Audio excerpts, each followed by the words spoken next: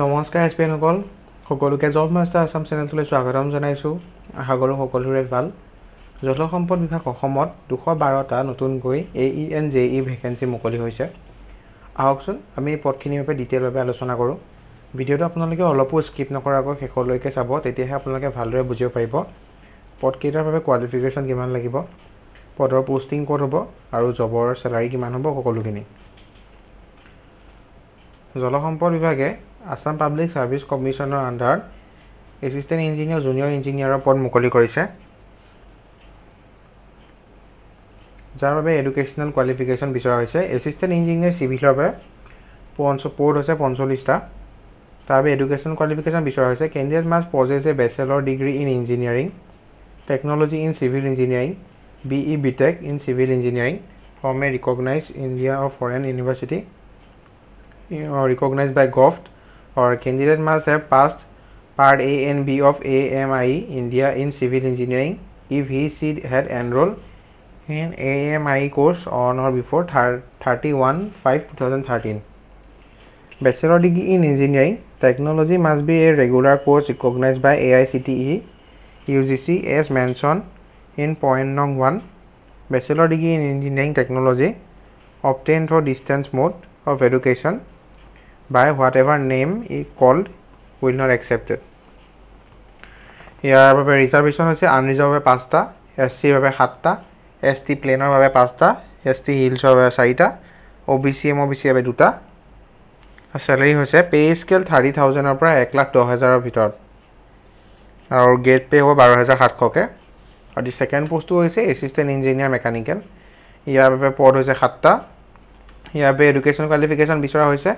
Candidate must possess bachelor degree in engineering technology in mechanical engineering BE BTech civil engineering from an Indian or foreign university. প্ৰায় উপখিনিৰ সৈতে একেই হয়। ইয়াৰ বাবে reservation হৈছে unreserved 5টা, SC বাবে 0, ST প্লেনৰ বাবে 1টা, ST হিলছৰ বাবে 0, OBC MOBC বাবে 1টা। ইয়াৰ চেলাৰী হ'ব 30,000ৰ পৰা 1,10,000ৰ ভিতৰত, লগতে গ্ৰেড পে হ'ব 12,700 টকা। জুনিয়ৰ ইঞ্জিনিয়াৰ চিভিলৰ কোৱালিফিকেশ্যন বিচৰা হৈছে। Candidate must have 3 years diploma in civil engineering construction technology civil planning from any technical institute recognized by AICTE. The diploma course in civil engineering construction technology must be a regular full-time course. Diploma in civil engineering construction technology obtained through distance mode of education by whatever name called will not be accepted. Year unreserved বাবে 88টা post, SC বাবে 15টা, ST প্লেনৰ বাবে 20টা, ST হিলছৰ বাবে 7টা, OBC MOBC বাবে 22টা, total 160টা পদ মুকলি হৈছে। ইয়াৰ salary হৈছে 14,000ৰ পৰা 70,000ৰ ভিতৰত আৰু পে বেণ্ড 2 হয়, লগতে গ্ৰেড পে 8,700 টকা। কিছুমান ক্ৰাইটেৰিয়া দৰকাৰ হ'ব আপোনালোকে এই পষ্টকেইটাৰ বাবে এপ্লিকেণ্ট হ'বৰ বাবে। কেণ্ডিডেটজন ইণ্ডিয়াৰ চিটিজেন হ'ব লাগিব আৰু তেখেত আছামৰ পাৰ্মানেণ্ট চিটিজেন হোৱাৰ লগতে তেখেতৰ PRC থাকিব লাগিব অসমৰ, আৰু লগতে এমপ্লয়মেণ্ট এক্সচেঞ্জত নিজৰ ৰেজিষ্ট্ৰেশ্যন কৰা হ'ব লাগিব। আৰু স্মল ফেমিলি নৰ্মছৰ ক্ৰাইটেৰিয়া ফুলফিল হ'ব লাগিব। ফৰ্ম A ফিল আপ কৰিব লাগিব আপোনালোকে।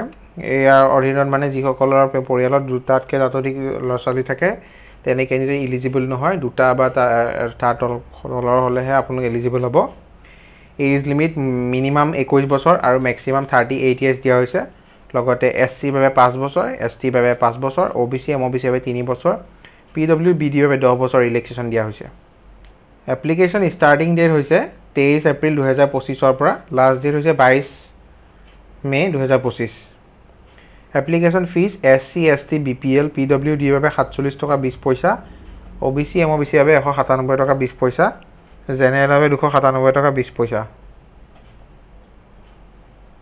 কিদৰে এপ্লাই কৰিব আপোনালোকে APSC বুলি গুগলত চাৰ্চ কৰি দিয়াৰ লগে লগে আছাম পাব্লিক ছাৰ্ভিচ কমিশ্যনৰ অফিচিয়েল ৱেবছাইটটো খোল খাব।